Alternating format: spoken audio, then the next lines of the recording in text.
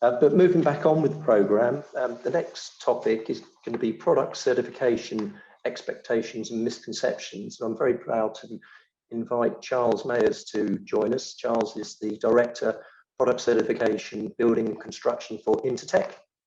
Charles is based at the Intertek facility in Arlington Heights, Illinois, USA, and has extensive experience in establishing and administering product certification programs globally. Additional areas of expertise include project management, quality control, program development, client services management, and business development activities. Charles will be providing an overview of key certification requirements, the role of product certification in fire safety in the built environment, and common misconceptions. If there are any questions that relate specifically to the UE fire codes, please appreciate that Charles is based in North America and may not be wholly familiar with local practices. So I'd now like to welcome Charles to the stage, and we look forward to his presentation. Thank you, Charles. Peter. I appreciate the warm welcome, and good afternoon, everybody. As Peter mentioned, my name is Charles Meyers, and today I'll be going over product certification programs, the expectations and potential misconceptions of how product certification programs work. And one moment, I will share my screen.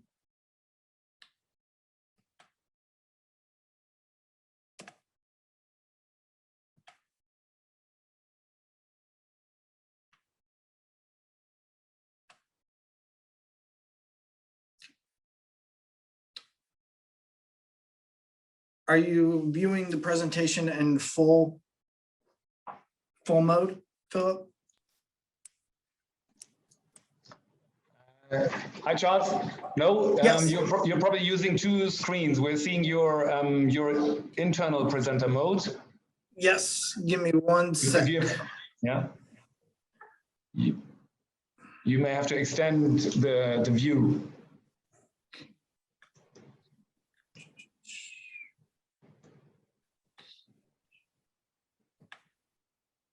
That's it. Great. Thank you. Excellent. Again, good afternoon, everybody. My name is Charlie Meyers. I am the Director of Product Certification here at Intertek. My presentation, I'll be covering product certification programs, expectations and misconceptions of product certification programs. A little bit about myself. As mentioned before, I am the Director of Product Certification. I am located in our Arlington Heights, Illinois facility. I am directly tied to the building and construction division of Intertek. I have close to a decade's worth of experience in establishing and administering product certification programs globally. And my company, Intertek, is the third largest certification body in the world with over 130 years of experience. In the Middle Eastern region, we have been established since 2012, providing product certification for manufacturers of building products. Key learning objectives of today's presentation are threefold. First, we're going to cover the role of product certification in the fire safety and built environment. Secondly, we're going to cover Type 5 certification requirements.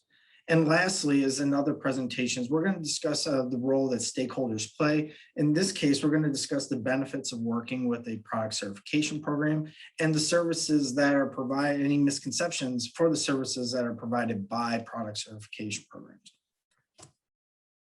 So what does a product certification program provide?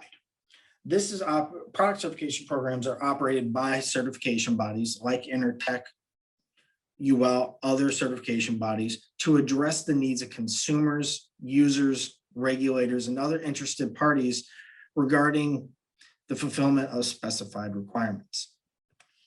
It allows suppliers to demonstrate to the market that their product has been evaluated and found to fulfill specified requirements by an impartial third party.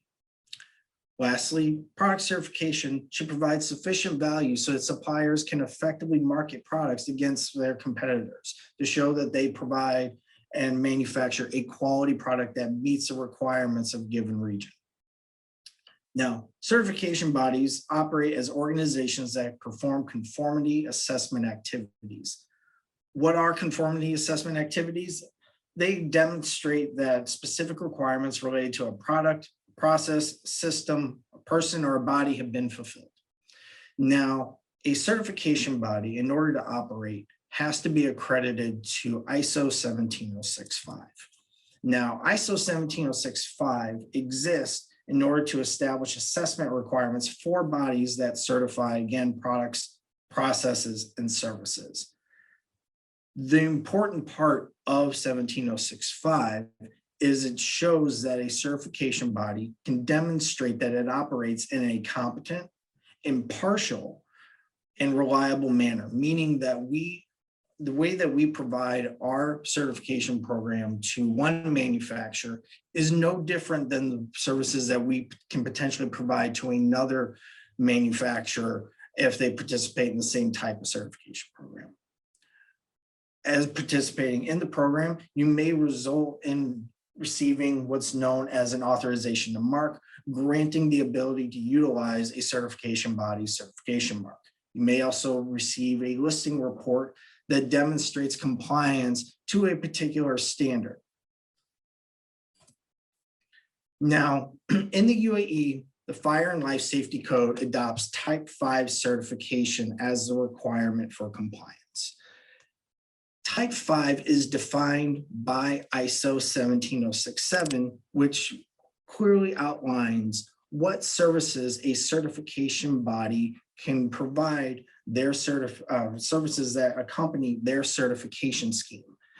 The more comprehensive scheme is known as a Type 5 scheme. And again, this has been adopted by the UAE for products that are sold into the marketplace. The steps include sampling, testing, technical review of those test reports and evaluations through technical experts, a decision on whether or not to grant certification, as well as ongoing surveillance of the manufacturing facilities to ensure that ongoing production meets the requirements or is manufactured the same way as it was when the products were initially tested and shown to meet the requirements as the standards referenced. Now, knowing that Type 5 schemes are a requirement in the UAE, how can you define or how can you tell whether or not you are going to be working with a Type 5 certification body, knowing that a certification body has different types that they can utilize, that they can perform? A scope of accreditation or certificate of accreditation will state the type of scheme that a certification body will operate. And I do have one up on the screen that for Intertek that shows where this information is displayed. Now, in order to gain access into the Gulf market, there are 7 steps that accompany that process. The first is submitting your paperwork to the certification body. Technical experts will review and determine a plan in order for you to achieve your goal of market access.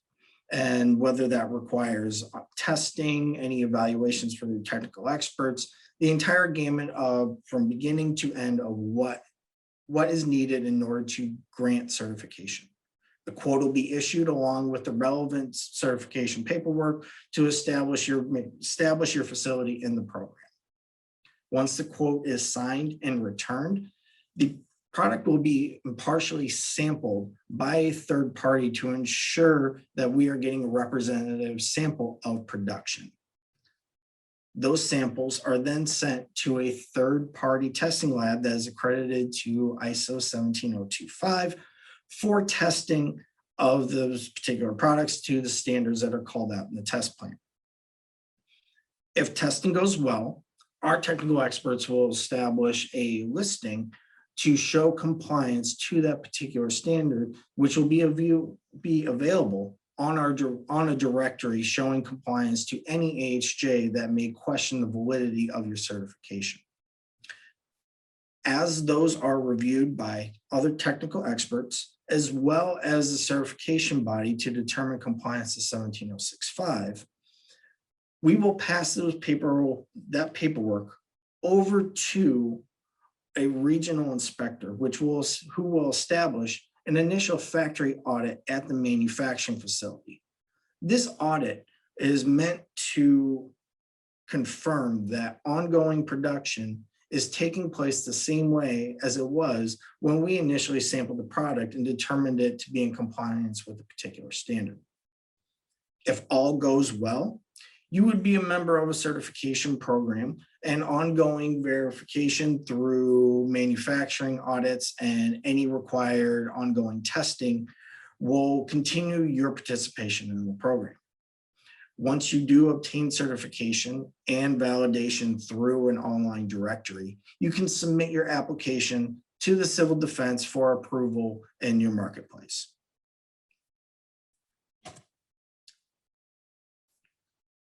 The last item that I'd like to talk about are the stakeholders, the benefits and misconceptions of a product certification program. The four stakeholders that I would like to focus in on are the manufacturers, the authorities having jurisdiction, any consultants, and the contractors that work within the job site. For a manufacturer, there are many benefits of partnering with the product certification, with the certification body that offers a Type 5 certification program. As mentioned before, it is a regulatory requirement. Building code, local jurisdiction, or industry requirements may specify an obligation by the manufacturer to certify a particular product or system. As a member of a certification program, manufacturers maintain a connection with the certification body throughout a product's lifespan, and quality control standards may only require a certain component to be retested in the event of a change to the product. Maybe you establish a relationship with a new supplier, or you decide to come up with a new formulation. Technical experts will review the information that is provided, and because we have the ongoing surveillance into the product, we may be able to determine whether or not testing is or is not required. As mentioned before, product differentiation against your competitors. When compared side by side with similar products or systems, your product will be perceived in the marketplace as a quality product because a third-party independent certification body is validating the claims that you are making on your products. Also, product quality verification. The certification body plays an active role in monitoring of a product and the systems quality program, ranging from verification of materials to in-process and final product quality testing, thus mitigating the risk of product disparity. We operate as a check for you to ensure that you are following the procedures that you have implemented. Lastly, visibility into products or systems participating in certification program can be validated through an online directory managed by the certification body. This provides you with, again, the impartial third-party verification that your products are meet a certain quality standard. Now, there are misconceptions within the manufacturing space on what types of services a product certification program or certification body provides. First one is that certification ends once a product is tested. Unfortunately, that is not the case. Ongoing surveillance audits are required to maintain certification in order to show that your product continually meets the requirements set by the UAE code. In this case, we need to validate that that ongoing production is the same as it was when it was initially tested. Manufacturers think that they can make any changes to their product at any time. Unfortunately, this is also not the case. Any changes to the products, including suppliers, production methods, need to be checked with by the need to be ran by the certification body first before implementing. There may be the off chance that the changes that you are looking to place will invalidate the certification that you have obtained already. Manufacturers may think that working with a certification body is a hassle. We try not to operate that way, and we really try to support our manufacturers to ensure that the risk associated with their products are minimized as much as possible. Lastly, Certification is perceived as the police. Again, our responsibility is to operate as the eyes into your production. It is ultimately the manufacturer's responsibility to ensure that the proper factory production controls have been implemented at all times. Moving to an AHJ, establishing relationships with the certification body has many benefits. You are working with a group of technical experts as a certification body because we provide the necessary expertise to ensure that safety requirements implemented are being properly implemented.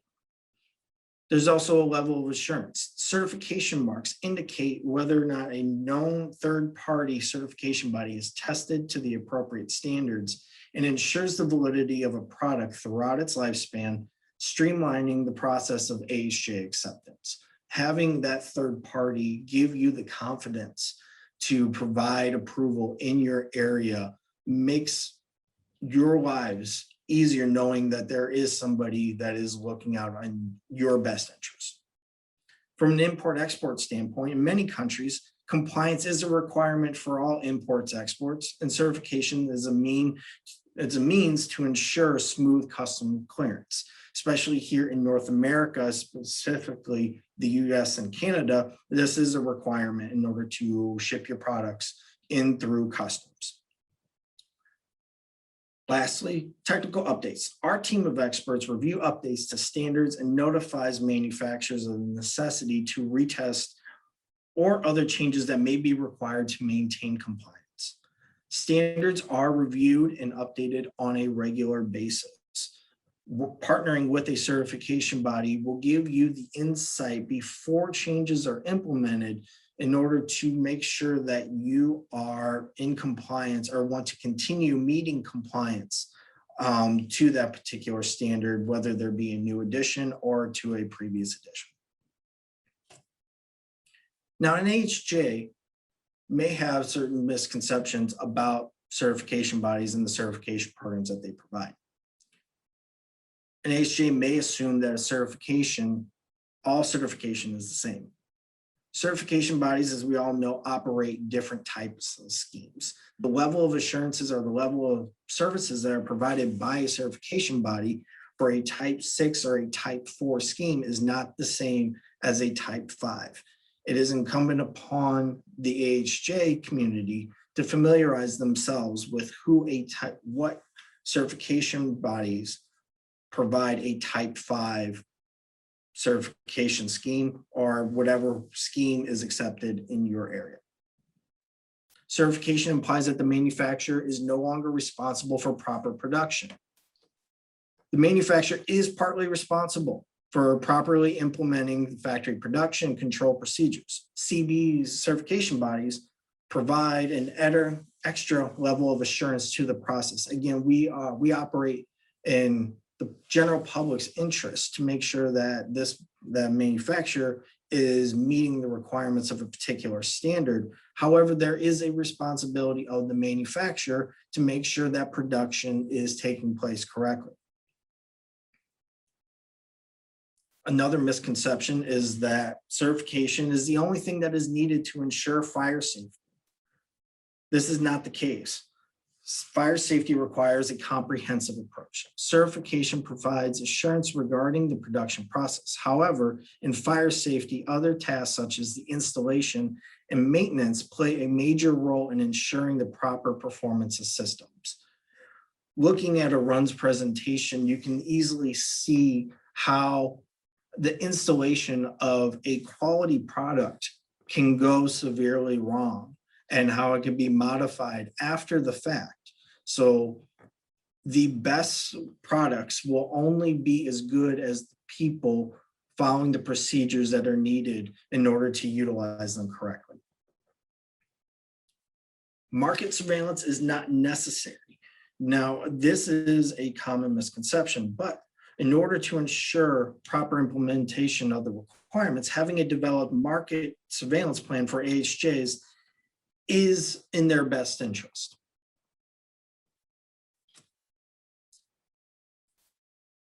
There are some misconceptions from the consultant's perspective.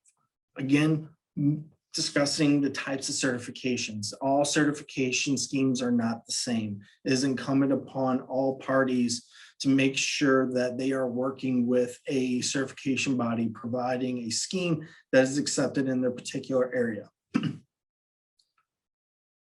Also, that certification is enough for code compliance. This is important during the installation process. Excuse me. It is the consultant's responsibility to verify that the materials and components being used in construction installation are the same as specified and approves.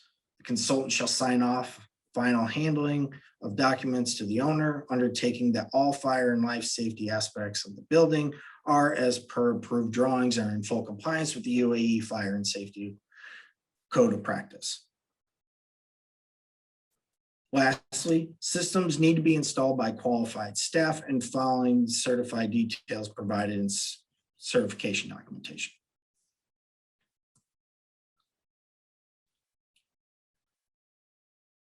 Contractors also have the same misconceptions. However, as the UAE Life and Safety Code, or Fire and Life and Safety Code, excuse me, call out, there is more that is needed from a contractor's perspective. That is the end of my presentation. Again, I'd like to thank all of you for your time. I appreciate the opportunity to speak to you and welcome any questions that you might have.